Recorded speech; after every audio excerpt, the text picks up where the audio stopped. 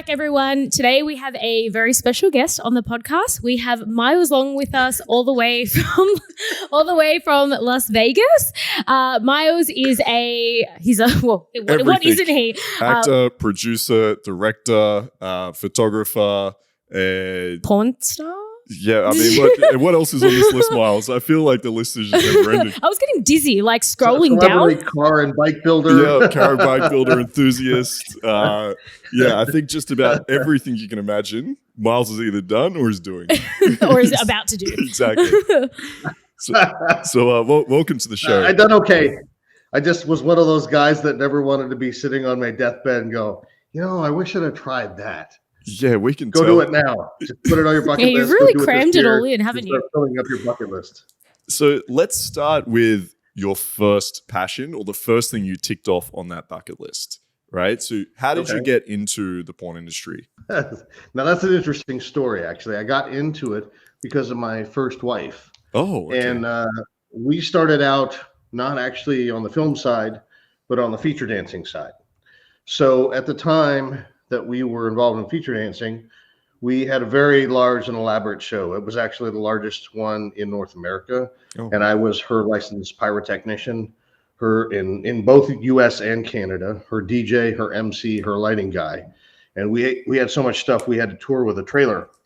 And I would have to drive between bookings, and you would have to lock me in the club overnight because we had trussing, we had intelligent lighting, we had pyrotechnics, we had snow machines, we had bubble machines. Wow. We had plexiglass bathtubs, we had remote controlled cars with dildos on them. We had all kinds we had my own DJ booth. So I would have to set that stuff up. And then I would just tell the DJ, hey man, you can take a break. What's a little tip you, don't worry. But I run her show, and it was like a Kiss concert, except she would get naked. I taught her how to trail fire across her body with 10 torches. And it was very elaborate. So we had a great show, and we loved doing what we were doing, and we were touring, but 52 weeks a year on the road can get old. Yeah. And at one point we were feature dancing in Toronto, Canada, and we met a very famous Vivid contract star named Diana Loren. And, she was featuring the same club as us. And she was like, wow, your show is amazing, but I get paid 10 times what you guys get paid because, one of the things that dictates what you get paid as a feature dancer is how well known you are, right? Because that translates directly to liquor sales for the club and entrance fees for the club, right? Yeah. So if a girl's super famous, they're going to pay her more money because more people are going to come see her, right? Yeah. So she said, I don't know if this is for you, if you have the interest, but if you think you might want to be in an adult film, if you come down to LA, I'll shoot your first one for Vivid. So we were like, well, we're pretty freaky deaky. I'll give it a try. What the hell, right? So we drove all the way down to LA, and that was back in 1999. Oh, and wow. That was when they were first trying to figure out the POV genre. Before that, there wasn't a POV genre, right? Wow. It was just, they made movies, and then at some point people had sex in them, right? Yeah. So if you can imagine, there's like 20 guys standing around and grip tuck and lighting and sound, and these guys are trying to put arms and stuff over to put these really big. They didn't have small cameras. You didn't do this. Yeah. Massive cameras. Right. You're like, that's so true. Before smartphones. It's a really long day, right? Damn. And so I did really well, and they're like, hey, you should stick around. You're pretty good at this. We're going to give you more work. How did you feel with that first experience? So that's how I got into the business, right? It was kind of an afterthought.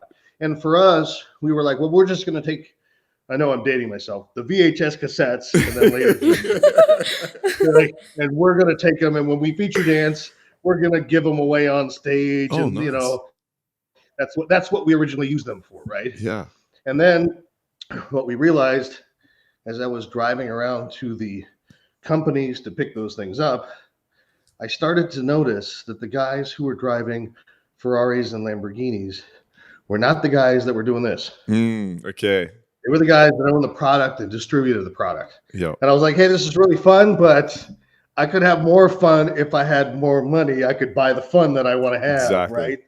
So back then, they made movies, and at some point, people would do the horizontal mambo, right? Which means they rented the same cameras you made real movies in.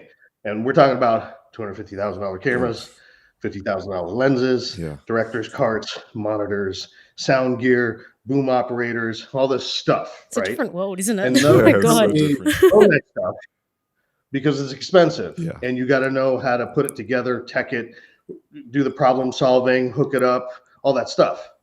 So they would rent it from somebody. So I bought 2 complete packages and I rented it to everybody, which built me in a job, right? Nice. It means that I had to show up and be the assistant director or the technical director, or whatever you want to call it, set the gear up, sat there, troubleshooted it, sat next to the director if something didn't work. And so basically I looked at the monitors a lot. And what I started to notice is there were guys who held the camera, right? And some of them were incredibly talented and they're my friends and mentors.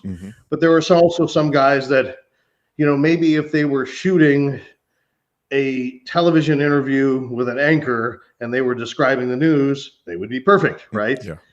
But they weren't getting this shot. Okay. They didn't understand. That's not what they wanted to look at. So of course, when you were looking at what they were shooting, you're like, what is that? It's not even in the right spot. I can't see it. It doesn't make sense to me, right? Yeah. So one of my very oldest friends and mentors in the business, and people often refer to him as the Steven Spielberg of porn. His name is Michael Nin. What a name. He's not in the adult. He's in the CBD business, and he's actually going to have a showing of his life's work, his 30 years of life's work, that's going to be here at the Erotic Heritage Museum here in Las Vegas coming up in a couple of months. Oh, cool. So, you know, if you have a chance to see something that is absolutely incredible, I mean, he did shows that are just unbelievable. I can't describe them. He flew a whole crew to Hungary to shoot one movie. Oh, wow. Where we rented a castle, and at midnight we had a girl riding through the castle gates on a white horse with snow blowing in the background. That is insane. These were like movies, right? That's what we're talking about. And he had always encouraged me, and he's like, I think you should pick up a camera. I think you should start practicing, because we met his talent. I was one of the performers in one of his movies, and he always encouraged me, right? And so he was one of the first people to rent my gear. And so then we actually did that movie. We flew to Hungary, and you know, it's a big production to take your gear to another country. Of course. Because they want to know that you're actually coming with the gear and you own it, and you're going to go back with the gear. You're not going to sell it there, right? Yeah. So you have to have this international cartage document that costs a lot of money. Oh, and you know what? Back then, I'm flying with 11 Pelican cases full of camera gear to Hungary to shoot this movie. And so I brought all that stuff. We brought one camera guy, and then his plan was, I'll get another camera guy in Hungary, and he'll shoot the other camera.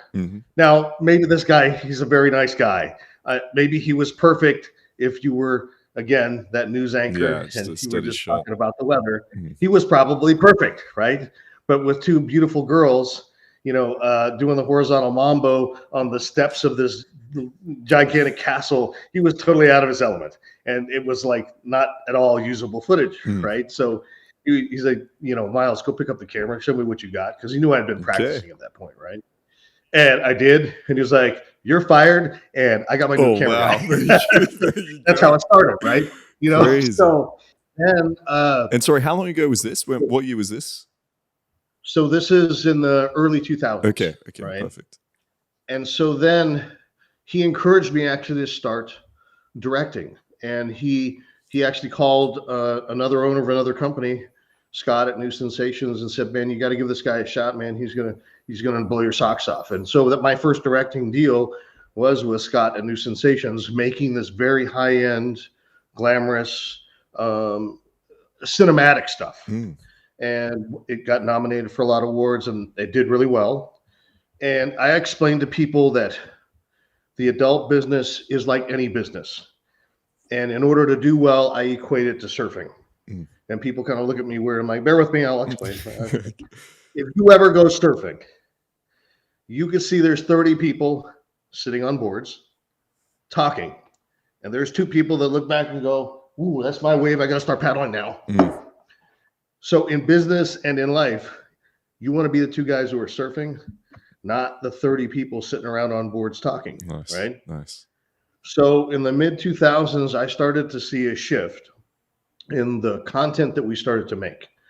And it was from less of the big cinematic stuff where at some point somebody might get naked, and more gonzo content, which is much more commonplace today, which is much more in your face, a bed, a wall, and plant. You do a little tease and the girl's going to go crazy, right? Mm-hmm. So at that point, I started to paddle, and I got a job with one of the best companies that was out there, Third Degree and Zero Tolerance, and I started to shoot that style content. And the interesting thing about that was there was a requirement for the director to deliver a box cover and still photography. Because before that, he had a gigantic crew. So it didn't require you to pick up the camera. It didn't even require for you to shoot stills. You hired those people to do it because you needed a big crew to shoot a big movie. Yeah. But when you shoot gonzo product, the director is a one-man show if he's really good, right? Yeah. He shoots the stills, he does the production managing, he shoots the camera, he directs, he does all of it, right? So I've had a couple of really close still photographers who were friends and mentors. One was Chris Streams, who were like one of my oldest friends in the business. We used to live together. He directs for Evil Angel now. And Laurent Sky, who was Michael Nin's photographer, but now is with Black, Tushy, and Vixen. And they both showed me my way around the camera and their, unique style. And I developed my own unique style of how I like to shoot photography that is very distinctive now. It's very noticeable when it comes to social media. It's very noticeable when it comes to magazines and other stuff that I do. And so I evolved from that and started to deliver a really nice photography. And then I realized it's something I really had a passion for. Okay. And the style of photography that I do translated really well into mainstream stuff. Branding, advertising, liquor companies, gun companies, diamond merchants, nightclubs, casinos, car stuff, not just a girl, right? And that stuff didn't originally do that well for me because I tried to find a photography agent in LA in the 2000s. And they all turned their nose up at me. They're like, it's never going to work. You got to change your stage name. All you do is adult stuff. And at the time, I had done like hundreds and hundreds of magazine covers for gentlemen's magazines, right? So I know you can do it. It's just you got to give somebody the opportunity to do something else besides taking a picture of a girl if you want them to be able to show what you can do, right? And I finally met a photography agent who was French. She was a very nice lady, and she finally returned my phone call, as opposed to some of the other people who just would laugh at me, basically. Yeah, so a lot of people just saw you were in the porn industry and was just like, okay, that's what you do over there. Yeah, they're like, screw this guy, whatever. You know what I mean? He's never going to make it, right? And for me, I'm just like, when you say that, I'm like, you're like, hey, fuck you guys, watch me. Hold my beer and watch. You know what I mean? So she's like, look, your photography is really, really good. The problem is you're pigeonholed here in LA. You're going to have to go someplace else or change your name, which I was unwilling to do because I have a trademarked stage name. It's been trademarked for many years. Yeah. I've enforced my trademark and copyright numerous times. So I wasn't willing to change that branding. And what I noticed when I moved up to Vegas, it's like the floodgate opened and people wanted the opportunity to work with me because they were like, everything here in Vegas is based on the idea that if you buy this product, then you might be able to get with this pretty girl, right? And it doesn't matter whether it's a $17 bottle of vodka they're going to sell you for $8,000 at a nightclub. It doesn't matter if it's renting a Lamborghini for a day. It doesn't matter if it's buying a $50,000 watch or going to this expensive steak dinner or going around a racetrack or whatever it is you want to do, right? And you can do it here. So they're like, there's no better guy than the guy who used a pretty picture of a girl to sell a box cover or a magazine. Nobody's going to be better than him to do that. Exactly. Right. And so at that point, the floodgates open and I was able to do tons of mainstream photography for lots of other stuff, which was great for me. But it took moving into another market space and finding a way to do it Otherwise, you just keep running into that brick wall where people are like, nah, he can't do that. He can't do that. And I tell people all the time, look, when somebody in life tells you you can't do something, don't listen to them. Mm-hmm. That doesn't mean you can't do it. Mm-hmm. All it means is they can't do it. That's it, right? So you never limit yourself and your dreams to what somebody else is never going to achieve. I like that. And, maybe it's just that I grew up in, very humble beginnings and I set really lofty goals for myself. That's, certainly part of it. Certainly it's my parents had really solid work ethic and they instilled it into me. And, that's important too. But I think, I spent a long time in the Army and that's something they drill into you because there's literally nothing that's impossible. You're not going to be jumping out of planes if you thought it was impossible. You know what I mean? You're not going to be climbing over mountains and, running 12 miles if you're like, never mind. I just want to ride, So that sort of mindset of being relentless has really carried me forward into every aspect of the rest of my life. That's awesome. And it sounds like those early stages of your career, it all kind of added to the next step because I think you started off as a porn star, right? So then that helped you to 100%. Understand like what angles you need to take for the for the camera work, right? And certainly performing will definitely make you a better director. Yeah. And directing is going to definitely make you a better performer. Yeah, because I think that makes sense. Yeah. What happened is that after that period of gonzo stuff, once again, I saw the writing on the wall and there was like a shift more toward internet-based product. And so, my first move out of, working for the one of the best gonzo companies out there was to work for Brazzers.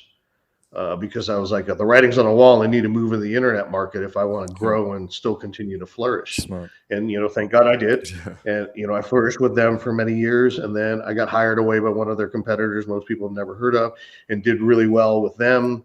And that company was like, hey, look, we want you for your photography. Sure. But we remember when you used to perform. We want you to perform again. Oh, wow. So you went back to performing too. Right. So I went back to performing for them. And then I had a buddy that I used to work for. He would hire me to shoot his stuff. And he was really heavy in the clips market. And he was like, look, if you're already doing a POV, why don't you just do another POV on the same day with a different girl and then own that content yourself? And this is, back in, before anybody thought of the ideas. This is like, 2010, 2013. So like pre-OnlyFans days. Before anybody said, hey, there's like a OF or a Just for Fans or a Fansly or a Clips for Sale or a ManyVids. There wasn't that, right? And people were like, I don't get it. Why are you working for free? They didn't get it, right? And I'm like, trust me. Like, once again, I'm paddling, right? Paddling, Exactly. Right? And so, that translated in owning a lot of product now. I'm over 100 movies in the product that I own that's copyrighted. And, I do broadcast deals, licensing deals, foreign sales, clip sales, on various different fan sites and stuff. And now everybody's like, you should be owning your own content. And I'm like, So do you not have your own OnlyFans? You're behind me, bro. But thank you. You're right. You should. You know what I mean? That's crazy. So what do you attribute? Because it seems like each stage of your career, you're like one step ahead a little bit, right? Like the internet phase, the owning your own content phase. Yeah. So I know you said like the analogy of the paddling surfboard, right? But what do you think allowed you to really be able to intelligently pick what you think was actually going to work in that next stage? Because I'm sure you'll probably introduced to a lot of things that just didn't work and you didn't do and didn't move forward with. So what do you attribute to actually getting it right each time? Right? Sorry? Yeah, you have to kind of pick and choose because a lot of times you don't really know if something is going to work out well. I can't tell you the number of times I had a company come on board, hire me and go, hey man, what we're going to do, we got this new idea for shooting VR stuff. And it used to be really complex stuff where they would get two cameras and they would mount it on a bracket and they would try and sync time codes and they would try and fix it later, right? They hadn't even gotten to the point where now it's just one camera that's a 360 thing and it has two lenses. It was a lot of times where guys are like, hey, I got this new thing. It's going to work. And I'm like, hey, we can give it a try. I don't know if it's going to work, but I'm all in. I'll give it a try, right? And it didn't work out for them, right? Yeah. But I think the biggest thing that you have to do, not only is to be mentally disciplined, but not look at the world like this. Okay. Because if you look at the world in blinders, you don't see this. You know, in the military, we call it situational awareness, right? If you just have your head down here and you're not looking up and you don't see all this, you don't have situational awareness. Somebody's going to hit you in the back of the head with a brick or something. Exactly. Right? So we're always talking about situational awareness, you know, when it comes to gunfighting and when it comes to military stuff. You got to have situational awareness in business, right? Yeah. Because if you don't have situational awareness, pretty soon you don't have a business. Yeah. It's just the way. Truth. And a lot of those companies that I worked for, they didn't see the prominence or the rise of the gonzo market. They're like, no, we're going to keep making feature movies. They're not here anymore. No, we're not going to move the internet market. That browsers, that's just a silly startup. It's never going to go. They're not in business. So you have to be able to see the horizon and then make a judgment call. Well, if I want to keep working or I want to do that, I got to do this or I got to do that. I need to go get some education. I need to go buy a new camera. I need to whatever, right? And how did your family feel when you went from military to you and your first wife getting into the industry and then filming? That's a very funny story too, right? So, you know, my mom was always very supportive and my stepdad was always very supportive of me. But I knew my stepdad was a consumer of this product, an avid consumer. So we knew it was just a matter of time before he opened up a magazine or a video and saw us in it, right? So on the other hand, my dad was very traditional. He's Filipino. I'm biracial, so I'm half Filipino, I'm half white. Oh, okay, nice. So he comes from a very traditional background. He didn't really think very highly of this business. So when I got to the point a couple years in that it was just a matter of time that we ought to take the parents out to dinner and explain what we were doing, that kind of stuff, right? We flew up to Northern California, where I'm from. Took my mom, my stepdad out to dinner with my then wife, and I was like, "Hey, look, I just want to let you know, we're in this new business. I know you know we're feature dancing, so we started making some movies because it's going to translate into better feature dancing money, and we're doing this and we're doing that, and you know, don't worry, we're not crazy." We're not messed up on drugs. We got this business plan. We're saving money. It's, you know, everybody's tested. You know, you pick who you want to work with. And they're like, oh, well, not killing anybody. Oh, really? You're safe. You haven't, whatever, right? You know? Nice. And then my dad was not that supportive. He really bought into the stereotype of this business and the stigma, you know what I mean? And it wasn't until he had to come down to LA for work. And so he stayed at my house with me. And then that was back when I was only behind the camera and I was renting all those camera packages out, right? So then I think most people think that, you know, being on an adult film set is one big party and everybody's banging in the bathroom and doing drugs and going crazy. And maybe at some point they'll make a movie, right? Yeah. It's not like that. It's work, right? And he watched me get up and I was like, hey, come with me. And he's like, no. I'm like, no, you should come with me. You should see this, right? And when you get up at 6 a.m. and you load up your truck with all the camera gear and then you drive to a set and it takes you 3 hours to set up the gear and tech it. And then the director's over there and they're setting up a car and it totally blows your image of what the adult business is like. You're like, holy cow, this is like a movie. And they're like, cut, no, you messed up that line. Come back here. You're going to walk on this mark. Hey, go over here and put a piece of tape on the ground. This is where you got to walk from here to here. Now check the focus. Pull the focus over here. Wait, stop. Let's take a still of this. This is great. We need this. We need this for the box. Okay, so everybody brings all the still stuff in. And then, you know, so he watched me do that for like 6 weeks. He stayed with me. Oh, wow. And then he was like, holy cow. I didn't realize this, but this is like a legitimate business. I'm really proud of you. Like, that's awesome. You know, especially with all the cameras and having the tech stuff and the director card and the sound and all that, the lighting and everything. It's much more complex than people give us credit for. Yeah. And usually the adult business is the proving ground for the technology of the future. Doesn't matter what it is, right? Really? There was a shift from the VHS cassette to the DVD, right? Then there was a fight. There was a fight between whether it was going to be Blu-ray or it's going to be HD DVD. And we shot in a higher end format with new cameras just until Blu-ray run out, right? And the way it won out was Sony was smart and bought the entire catalog of back movies and converted it all into that. So there was nowhere for Toshiba and HD DVD to go because they couldn't get any of those previous movies because they owned it. Interesting, yeah. Right. And so then that became the de facto standard, right? So now here we are doing that. And so again, technology was always the proving ground. Now there is actually efficient VR technology, and there are companies that specialize in shooting only VR stuff.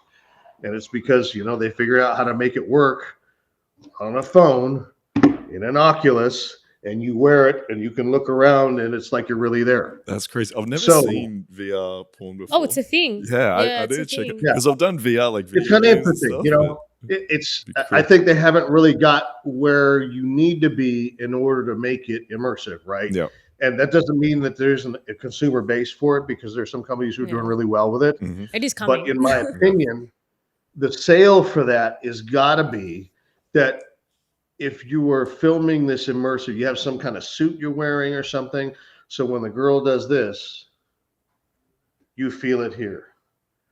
And when she blows in your ear, you feel it, right? And when she's doing whatever it is she does downstairs, you feel what that girl actually does. Then that VR market space is going to explode, right? Yeah. Because anytime you have your favorite performer doing a scene, you're actually in that scene with your favorite performer. And that's just going to be a totally next level thing. There's going to be when that happens, then there will be no market space for entitled people, right? Because there will be no way to market them. They're going to be like, no, thanks. I'm going to go home and I'm going to bang my fantasy because she's not going to give me crap and tell me I got to buy her a watch, right? So exactly. People will become a lot more down to earth, right? And they'll be much more genuine, which I think is not a bad thing. But it's an interesting sort of way of looking at how technology is always a proving ground in this market space. When it works out well, then they shift it up and it's in mainstream movies, or they use it in other stuff. Yeah, that's cool. And I think it's really nice to see whenever anyone has like a very negative stereotype of the adult industry, to see that dissipate when they actually just go in there and see what's happening, right? So same with your dad, right? He imagined a bunch of, like, as you said, like people doing drugs, 100%. And then fucking off in the bathroom. I am the poster boy for dispelling the stigma of what people are in the adult business. Yeah, there you go. Because they're like, oh, he's just a porn guy. And then they talk with him. You're like, oh man, that guy, he's sharp and he's got all these hobbies and he does this and he does that and is a business. You know what I mean? So. And do you think that's changed at all through the years, like through the evolution of the porn industry? 100%. Because there was a time where you couldn't even get on TV, right? And then really Jenna Jameson was the first person that was able to be breaking through that glass ceiling. She was on the E! News Tonight and discussing fashion and doing interviews and stuff like that. And it opened the doorway for other people, right? And I strongly believe that the stuff that I did that has become groundbreaking has really opened the door for a lot of people to pursue their own hobbies, pursue their own passions, and look for stuff outside the adult market space. And now, things are very much more blended. Not only do mainstream celebrities have, OF or Just for Fans or Fansly or whatever it is to interact with their fans, and maybe they put a little racier content on that too. There are people who came from the adult market space that have legitimate other things that they do, Joanna Angel and Liquid Death, for example, just lots of stuff that you could do that it doesn't pigeonhole you in just this, a girl wearing a bikini, or, there's other things you can do. And it's okay to talk about your passions and your hobbies and your interests and find something that you can do and share with other people, because whatever you're into, it doesn't matter whether it's working on cars or potting plants or painting or, scuba diving. There's going to be a fan group on Facebook, and there's going to be, some hobby space where you can interact with the other people who have that same interest or hobby. And, if there's people who want to sell stuff to those people, you're going to be able to be a spokesmodel. You're going to be able to co-brand. You're going to be able to do marketing strategies with them, not just on your social media, but in other things. like Nitrous Express. Yeah, Right? that's what I was about to ask. Like everybody knows I am a car nut. I'm an avid car builder and bike builder. I build all the stuff myself. The cars have done really well, not just on social media, but they've won awards. They're sponsored. They've been in shows. They've been at booths at SEMA and CES. They've been in magazines, and I've been able to really co-brand with some really great sponsors. And I pick and choose. I pick guys who believe in the stuff that I believe in, and they reach out to me, and I believe in their product too. And so I put it on my own cars and bikes. You know, I have a nitrous drag chopper that I built. It took 1.5 years to build, and I have a dual bottle nitrous kit from Nitrous Express on it. I have an award-winning Forester that's taken me 3 years to build, and I'm building a very custom nitrous kit for it right now. And the guys are really excited about it. We've been talking about plans and projects and stuff for it. So it's really cool. You can, if you think outside the box, you can really grow into the social media market space, the influencer market space, the branding market space. And there's lots of opportunities, but you have to have an open mind. And the other thing is you have to have work ethic. You can't just. Speaking of cars, you have a TV show now, don't you? That's right. Yeah. What's it? Something it's called Modz and Modz and Bodz. That's the one. And one of the things that I noticed that looking at other TV shows is there's guys that'll sit there and talk about, we're going to build this car today, right? And they'll have a pretty girl, and she'll be at the beginning, and she'll say, hey, they're going to build this car today. And then the guys work on the car. And at the end, he's like, hope you had a nice time. See you next time, right? Well, I thought there's a lot of opportunity for girls who are friends of mine. Not only would they like to work on the car with me, but the fans would like to hear them work on the car and the funny stuff that we talk about. Because, we're funny. We talk about sex, and we talk about life, and we talk about funny little quirky stuff that happened on set. And then they're working on the car with me. And then we're going to do a photo shoot, and we have an interview.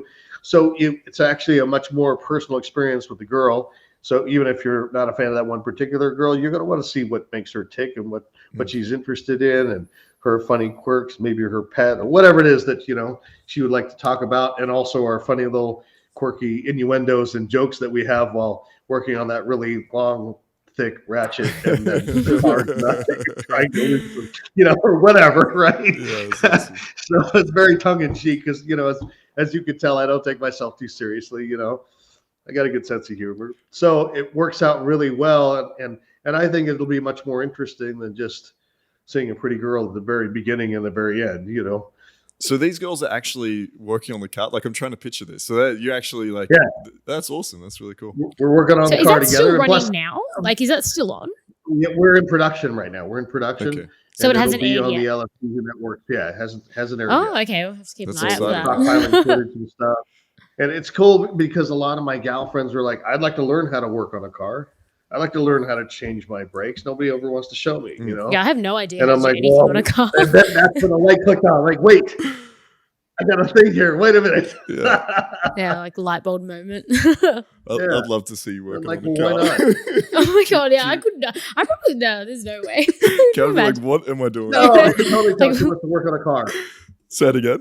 We're gonna work on a car. When you come out to Vegas, we're gonna work on a car. Yeah, when I come to America, I'll do it. 100%. I want to see this. This will be great. Yeah, I'll do it. I'll do it. I'll get my hands down and dirty. Yeah, get a little dirty. She's already dropping innuendos. See how funny it is? Like, great.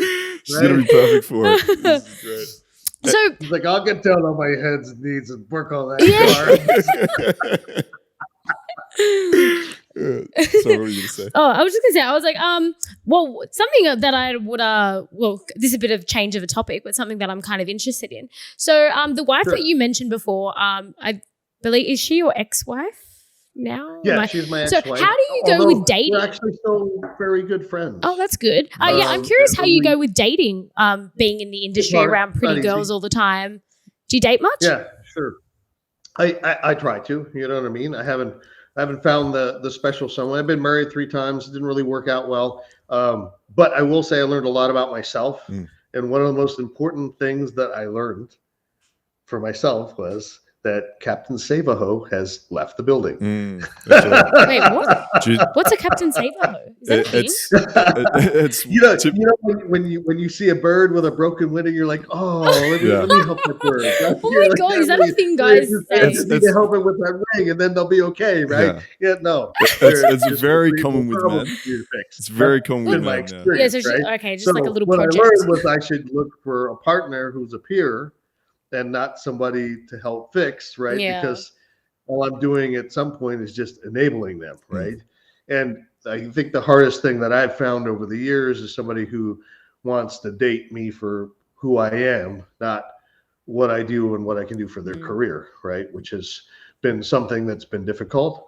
But what I also learned, more recently is that before this, I didn't really think it was possible to find somebody outside the business who would accept me for who I am and what I do. And it actually took me, I started to shoot, for this lingerie fighting championships. And one of the wrestlers expressed interest. He's like, look, I know you're doing scenes and I'm fine with it. I know it's work, whatever, just end up, coming back home to me kind of thing. Right.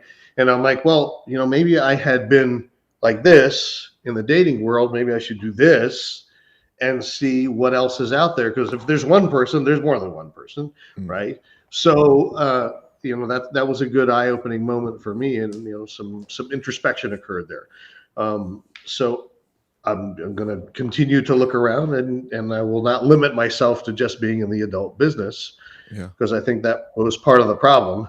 There was an expectation that folks wanted some help to further their career, or open the door to a company, or that I would help them the way I helped some of my ex-wives. And I don't necessarily think that that's the best relationship to be in for me. You know what I mean? Yeah, I can imagine that would be hard. How do you navigate that? So say you do meet someone, like how do you navigate between, okay, are they liking me for me? Or do I think they have an ulterior motive behind this? Because I imagine it's very difficult, right? It can be hard to judge and navigate that when you're meeting someone. Yeah, I think it's challenging. I think you have to have a good radar. You got to ask the right questions. And, these days I downplay the adult work and talk about the mainstream stuff much more, because the reality is I'm doing a ton of mainstream stuff these days. It's so much that, at some point I still shoot content for myself and for my close friends, but I don't have to shoot other stuff for other people. Yeah.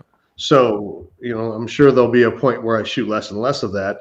If, magazine work is more and some of the other businesses I have take off, I'll just continue to do that stuff, because I find that very fulfilling and it's very enjoyable. And one of the things that I really enjoy the most about moving into the mainstream market is that coming from the adult market space, what I noticed is the companies would make a point to not promote the directors.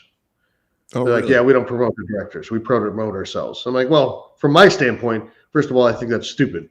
I have a gigantic social media accounts and a blue check mark, and you don't. So I would think you'd want to promote me, because then I'm going to promote you. Yeah, of course. And that's co-branding. So you're going to make more money. So first of all, you're an idiot. But setting that aside, right?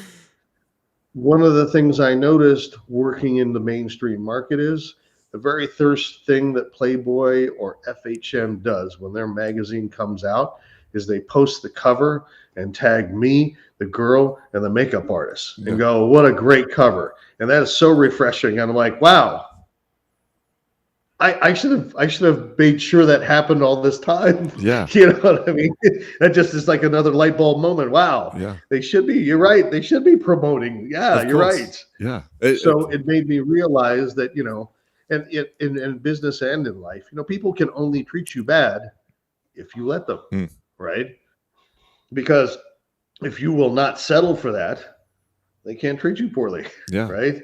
And as you said, it's in their best interest. Like the whole idea of co-promoting just makes sense to me. Like they're going to get more views, more followers. But I found it routinely. I've even found girls who take my photos and will post them afterward and then don't tag me. And I'm like, silly. Well, okay. That just means I'm going to make a comment under that post and go, I really like taking that photo of you that day. And I'm not going to share the post, right? It's your loss, not mine. I don't care, because the photos are distinctive. You know I took it. Yeah. You can't miss it whether my watermark is on there or not. So whatever, and then I just won't shoot you anymore. It's fair. Yeah, it's so true. Cross promotion and collabing, that really is like the way to go. Yeah, at it's the huge moment. now, especially and like I think Yeah. you want to find people who are like-minded, right? And my little circle of friends, like Bella Madison and Aubrey Black and girls like that, we constantly promote with each other. We constantly advertise each other. We constantly bring each other up. And I tell people, like, you want to surround yourself with like-minded people. You want to be driven. You want to not accept no for an answer. You want to strive after your dreams, and you want to find other people who will do the same thing with you. Otherwise, you should not have any space for them in your life, because all they're going to do is drag you down. You want them to build you up because you're going to build them up, right? And those are the girls that you'll see regularly on my feed. Those are the girls that when there's a nightclub event, they're on the cover of the nightclub event on a paid hosting thing. Or when there's a restaurant opening and they want to do a paid social media promotion, guess who's going to be on there? The girls who are my friends and we work together. Not the girl who was a hater and didn't tag my name in my photo I took of her. Like, hey, you got that once. Enjoy yourself. Whatever, Yeah, it's just that's so so true. Aubrey's a legend. So Aubrey was actually the one that introduced me to you and was like, you should get Miles on the podcast. Oh, perfect. Yeah, she's a legend. That's Which really nice. speaking of Aubrey, yes, that was Aubrey. Aubrey was the one that sent you to me, and I was like, oh yeah, he seems cool. Speaking of Aubrey, you're going to be in Australia next week. So what? Like when people are like, "Oh, he's really cool," I'm like, "Oh, shut up." You're going to be in Australia next week. That's right. Oh, yes, nice. yeah, he's coming to the Adult Industry Awards. Oh, yeah, the Australian Adult Industry Awards nominated me for their Hall of Fame, which it's very, very flattering. I'm in a unique space because I'm already in 4 Halls of Fame and I have a Lifetime Achievement Award. So I think either they're telling me I'm 4 times as old as everybody, or you really did hard work and we appreciate it. That's cool. I'll take it either way. Hilarious. Just take the really flattering to have that happen in Australia as well. Congratulations. Yeah. We'll see you there then. Yeah, we will see you there. Yeah, and what do you plan on getting up to in Australia? Well, I would like to go and log a dive. That's one of the things I like to do because I'm a scuba diver. So I'm going to bring my dive book and my BCD, and I would like to log a dive down there because I have this tradition, like to go to foreign countries that I've never been before, and I'll log a dive into my dive book because I think that's kind of cool. I also want to meet up with some of my favorite Subaru Group fans and friends that I've made over the years because of my crazy Subaru Forester that I built. I've made a lot of friends in Australia who have Subaru Foresters as well. And so I'm trying to kind of meet up with a few of them and take some pictures of some JDM Foresters because we don't get a whole lot of right-hand drive Foresters over here. And as you know, you guys are right-hand drive. So I'm looking forward to taking a few pictures and hanging out with some of my fellow Subaru Group members, because I started a group actually because we found the same sort of problem in Facebook groups where there were just a lot of trolls. And I found it in particular when I started to move into that market space with my car and building my car. You found a lot of trolls, and I'm like, maybe that works for you sitting in your mom's basement in your tidy whities and you're talking shit to people on the internet, but that doesn't work for me, right? Because I'm looking for like-minded people. I want to share, and I'll ship you parts, you ship me parts, and we help each other with each other's builds. So after finding that we were looking for this group and couldn't find it, a group of us friends got together and started the group we wanted to be in. And it became hugely successful.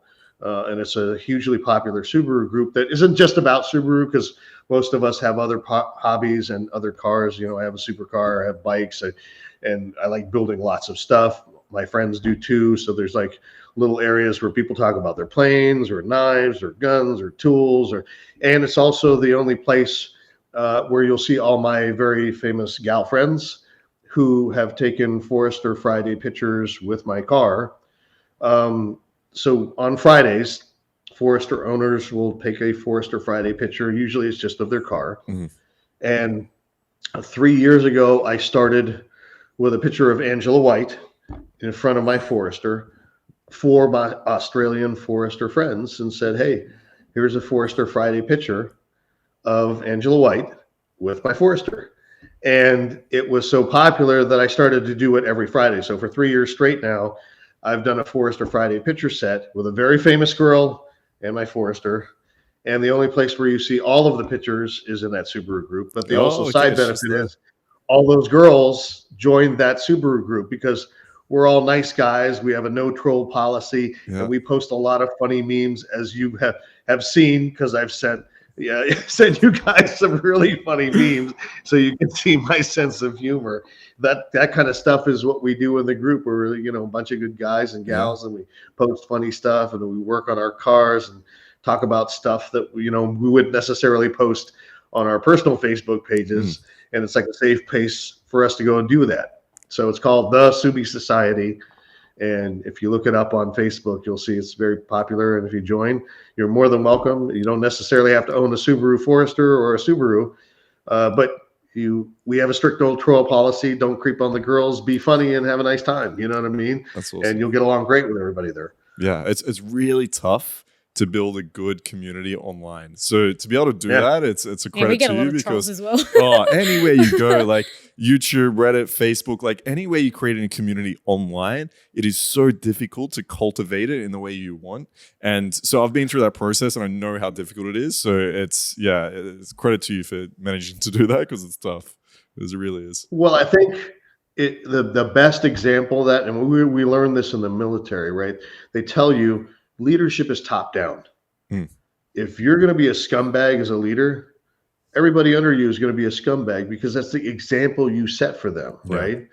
So if you're going to be an admin of a group and everybody sees you're a super nice guy, you don't tolerate trolling, you're not racist, you're not phobic in any way, you post funny memes, you help each other, you ship people parts, you encourage other people. When people ask, questions and they're new, you don't belittle them, you encourage them, then you encourage a community that becomes that too, right? Because 100%. The community becomes like the founders and the admins. And that's what we found with problems with other Subaru groups that were just overrun by trolls. I'm like, you can be a troll, but I'm going to clown you, then I'm going to block you, and then you don't get to see my pictures anymore, and I don't really care, right? So what, So no, fair. So I'm curious, what do you find you enjoy doing the most right now? Because it sounds like you got a lot going on, right? You got the cars and bike building, TV show, your TV show. There's the lingerie, MMA fighting, and everything. The adult, like, what do you enjoy doing the most? Like, if you had a day of work and you could only do it in one of these spaces, what do you enjoy the most? That's tough because I like doing all of those things so much. So I think that's one of the things that's helped me stay grounded is that I do a lot of things, and the job I do is not who I am, it's what I do. What comes out when you see me and you meet me is a very genuine person because I'm not wrapped up in my stage persona.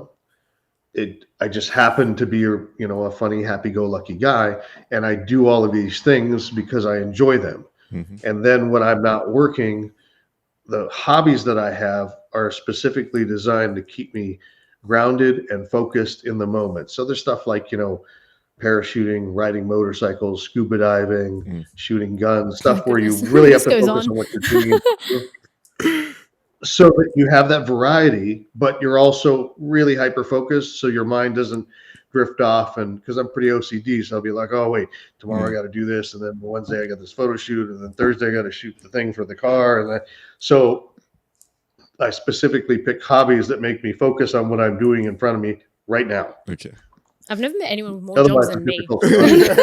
You two remind me of each other. Kat's got that drive that you have, and he's like always working and doing 1,000 things. That's a good thing, right?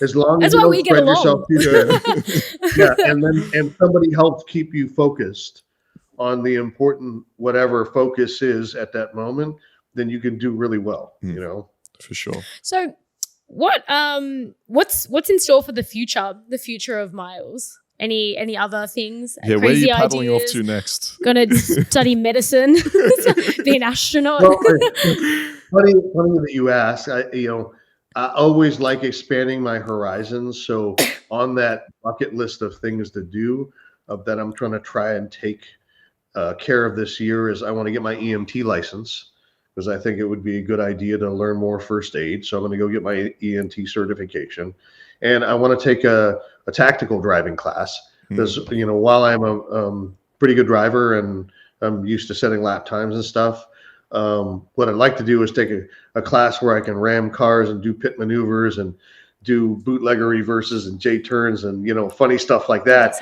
you don't normally get to do in your own car. Nor would you want to do in your own car, right? Yeah. So I'm like, hey, I talked to a couple of friends, like, hey, let's go take this class. He's like, oh, that's a great idea. Let's go take it. I'm like, all right, I'm in. Fuck yeah. So and I just did a rally for the first time. That was on my bucket list. So I went and did the Savage Rally, which was pretty cool. We went through the mountains of Tennessee and North Carolina, ended up in Atlanta at a track and did a track day there, and I flew home. So that's pretty cool. I always wanted to do that. Wow. So that's pretty cool. And make your bucket list and just keep adding to it. Yeah. And then just commit to doing it every year. Don't wait and go, man, I'll wait till 5 years from now to go get my EMT certification. No, figure out a way to go do it now. I think we're lost twins. Yeah, like, honestly, you sounds guys like are I'm so listening to it's like I'm listening to myself Well, talk. I would say she's a much prettier twin. Oh, thank you. I don't know. Yeah, that's hilarious. I think she got all the pretty stuff, and I got the pushy beard. That's what I got. You do have a much nicer beard. I will give you that. We couldn't both be pretty. That would just be unfair. All right, so what's your advice going forward for other people that like not only in the industry but being broad? Because I know you went just from a space, you went from a space where it was very pigeonholed, and then you expanded out from that. So I know you have said, stay hardworking, stay motivated, look for new opportunities, don't be like blinded. What would you give advice to like young guys starting out, or people that are trying to transition from maybe the porn industry to other things and feel a bit pigeonholed? Well, first of all, there's no substitute for work ethic, right? You have to have a drive to get up every morning and kick butt all day, and then get up the next morning and do it again, right? Mm-hmm. So you got to be relentless. But aside from you being relentless, you need to have, just like we talked about with the Facebook groups, you need to have that group of mentors and friends who will do that with you. You want to find people who are going to collectively bring you up, and you're going to bring them up at the same time, because friendship is not a one-way street, right? It can't be all give and they all take. It has to be give and take. You guys are going to give each on each side. You got to take each on each side. So you need to find those people and surround yourself with those people who are going to bring you up just like you're going to bring them up. And then you need to work cooperatively together. So it's a much more team oriented or team kind of participation view of how to be successful. And you got to be selective, because if you pick people who are just going to be takers, then you're actually giving your success away to other people, right? So you want to do that. You want to be relentless. You want to find those people who are going to bring you up so that you can bring them up. You want to work cooperatively and march in the same direction. Awesome. And there's no real secret for success, right? You just keep putting your feet one foot in front of the other and head in the same direction, and eventually you get to where you're walking to, right? It's the same way in business and in life, because a lot of times people are like, oh yeah, I want to, build a house and flip it. Or I want to do a stock flip and make a bunch of money overnight. No, the smart thing to do, the tortoise and the hare equation, right? Yeah. That's what they talk about, right? You want to be the tortoise, right?